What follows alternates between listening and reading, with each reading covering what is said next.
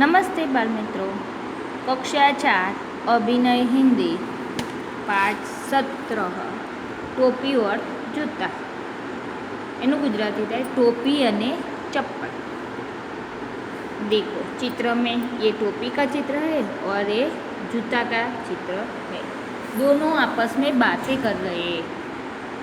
तो क्या बातें करते हैं ये इस पाठ में बताया है। इस पाठ का शब्दार्थ है बातें बनाना એટલે મોટી મોટી વાતો કરવી।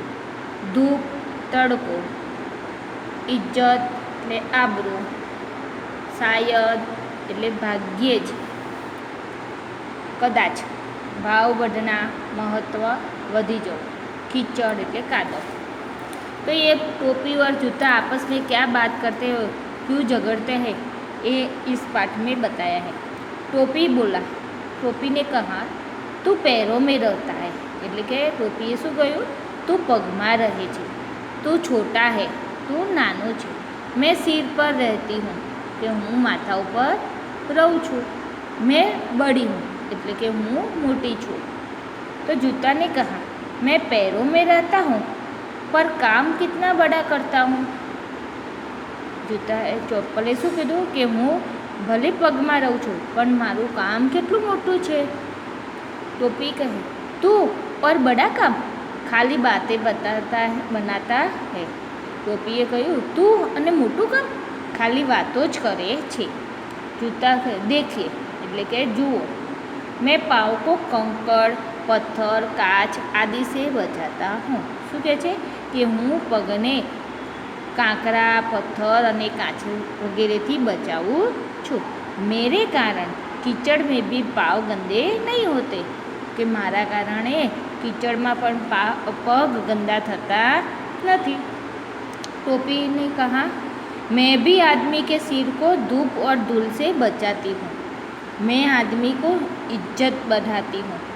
टोपी ने શું કહ્યું કે હું માણસને માથાને તડકા અને ધૂળથી બચાવું છું, મારા લીધે માણસની ઇજ્જત એટલે એની આબરૂ વધી જાય છે। जूता का तू सिर पर न हो तो भी आदमी का काम चलता है। चप्पले શું કહ્યું, તું માથા ઉપર ના હોય તો પણ માણસનું કામ ચાલે। આપણે એક સમયે ટોપી ના પહેરીએ તો પણ ચાલે, પણ ચપ્પલ વગર જરા પણ ચાલે નહીં। पर मेरे बिना तो काम बिल्कुल नहीं चलता, પણ મારા વગર તો બિલકુલ કામ ચાલે જ નહીં। देख लो કે જોઈ લો સડક પર ચલતે લોકો કો, શું કહે છે, જોઈ લો કે રસ્તા ઉપર ચાલવાવાળા। આપણે પણ ઘરમાંથી બહાર નીકળીએ તો પહેલાં ટોપી નથી પહેરતા, પહેલાં આપણે શું પહેરીશું, ચપ્પલ। એક સમયે ટોપી નહીં પહેરીએ તો પણ ચાલશે, પણ ચપ્પલ પહેર્યા વગર આપણે પણ ઘરની બહાર નીકળતા નથી। टोपी शायद ही किसी के सिर पर हो पर बिना जूते या चप्पल के कोई नहीं होता। શું કહે છે જૂતા કે ટોપી તો કદાચ કોકના માથા ઉપર હશે પણ ચપ્પલ વિના તો કોઈ જ નહીં હોય। आज आदमी की इज्जत उसके जूतों से होती है। શું કહે છે કે આજે આદમીની આબરૂ એ એના ચંપલ દ્વારા હોય છે। તમે સૂટ બૂટ પહેર્યો હોય અને પછી સાદા ચંપલ પહેરીને જાઓ તો ચાલે ના ચાલે। તો એના માટે આપણે શું પહેરવા પડે, પાર્ટીવેર શૂઝ પહેરો તો કેવા લાગો, અને શેરવાની પહેરી હોય તો મોજડી શોધતા ફરીએ એટલે એના ઉપરથી આપણો ઠાઠ દેખાય। ટોપીને કહા હા આજકલ તેરા ભાવ बढ़ गया है। ટોપીએ શું કહ્યું, હા આજકાલ તારો ભાવ વધી ગયો। कुछ भी हो हम दोनों मनुष्य की सेवा करते हैं, सेवा ही हमारा धर्म है। શું કહે છે ટોપી, કંઈ પણ હોય પણ આપણે બંને મનુષ્યની સેવા કરીએ છીએ અને સેવા જ એ આપણો ધર્મ છે। स्वाध्याय प्रश्न 1 कोष्टक में उचित विकल्प चुनकर खाली जगह भरिए।